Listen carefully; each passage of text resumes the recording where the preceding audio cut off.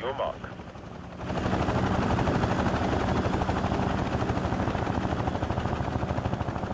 You can switch to the external camera with the camera key to observe the automatic landing thrusters. Press the camera key several times to loop between the different cameras.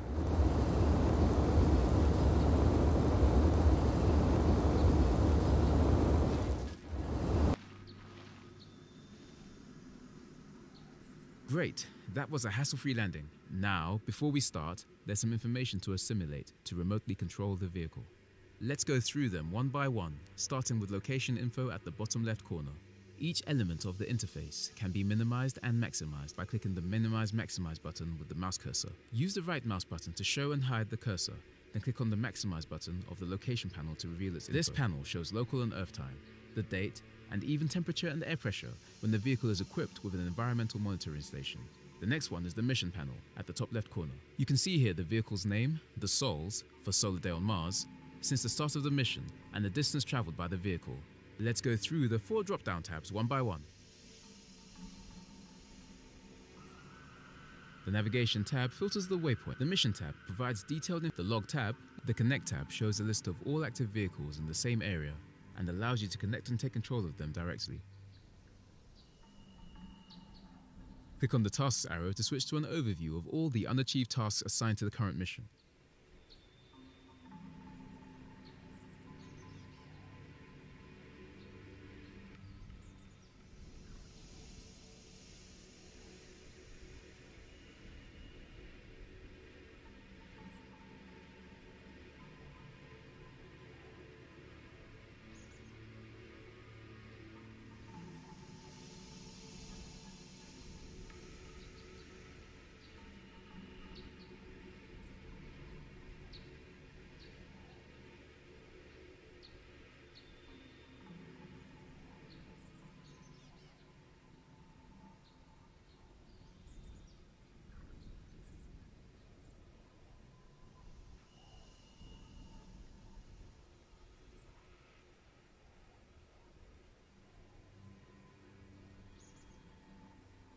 You can see here that only one task is scheduled. We'll get to it later. You will have noticed that an explore task has been automatically completed at the probe's landing.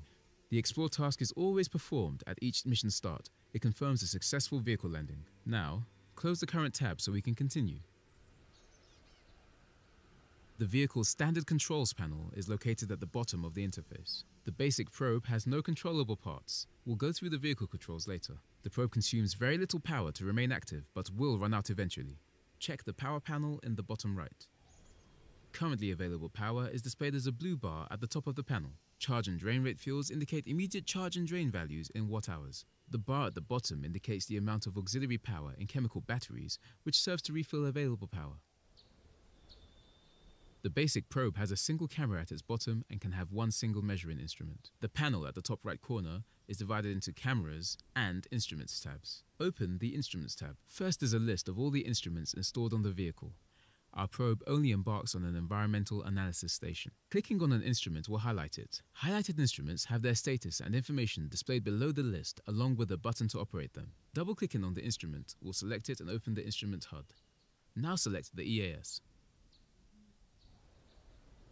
The instrument HUD that's just superimposed on the interface shows complementary information, including controls to operate the current instrument. You can switch between 3 HUD modes, Instrument, Standard and Camera, with the corresponding icon at the top of the screen, or cycle them with the HUD key. Switch to the Standard HUD and we can finally start with the mission. You can analyze the atmosphere. Are mostly used for exploration EAS embedded, but they can also monitor or analyze the environment instruments. This is exactly the task you are assigned now. You can have a look at this in the task list of the mission tab at the top left panel. Note that moving an instrument while it is sampling will compromise the sample process and you will have to start over.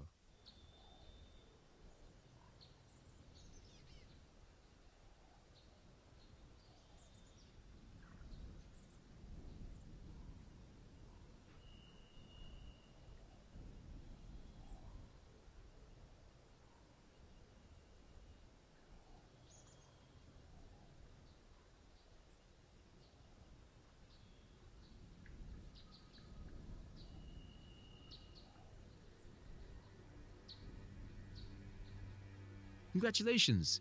You have brilliantly operated the probe. This was just an appetizer. Now let's move on to the small lander.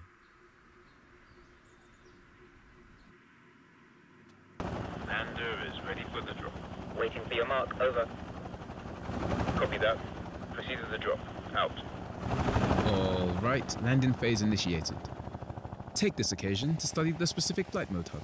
The landing target is clearly visible as a green circle in the middle of the screen. The yellow cross is the velocity vector.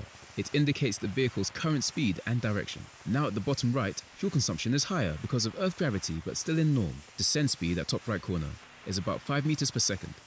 Everything looks fine.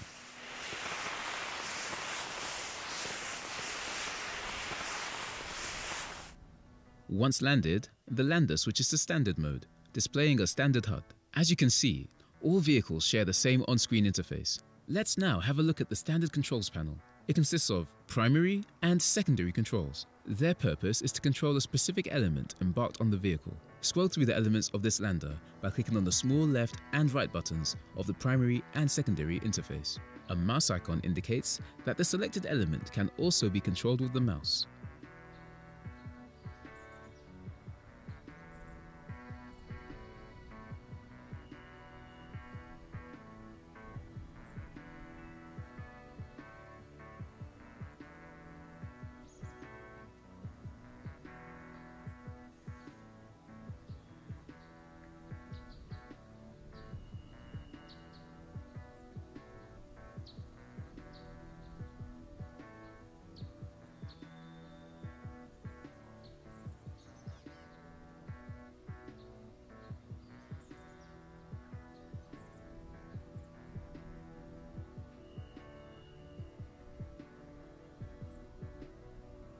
You can also scroll through the list of primary items with the switch keys.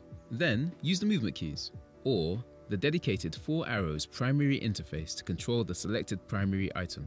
For secondary controls, you can also use the switch keys to scroll through the list of secondary items. Then use the movement keys or the dedicated 4 arrows secondary interface to control the selected secondary item. For a summary of the controls, open the Options menu, go to the Key Bindings tab and select the Vehicle section.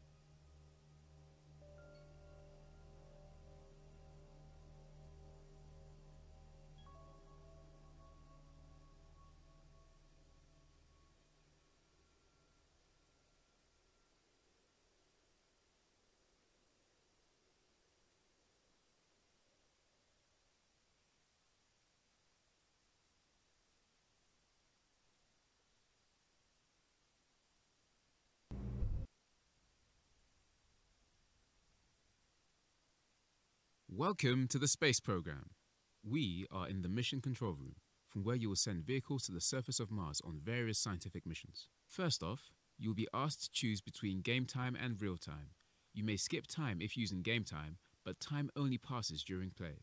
The real time setting is a bit more hardcore and does not allow time skipping, instead working with real life time. This choice is given only once, so choose wisely. Lastly, the top right of the screen gives you access to 3 important sections. Tech Research opens the Technology Development tree, where you can research new technologies that will offer even more possibilities. Encyclopedia contains detailed information and facts about the Red Planet according to your progression. The more objectives you achieve, the more articles you unlock in the Encyclopedia. Objectives lists all the various objectives you will have to complete in the space program.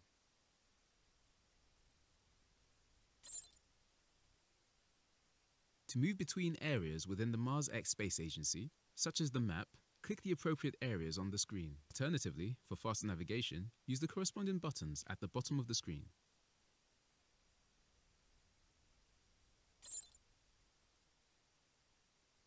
The map serves as a hub to access new missions as well as ongoing missions. From here, you will send vehicles to Mars as well as track your overall progress in exploration. By clicking on a location, we can see an overview of the location itself, displaying missions and vehicles on the surface. If we select a mission on the map, we can see general information about it, with more available in the mission details.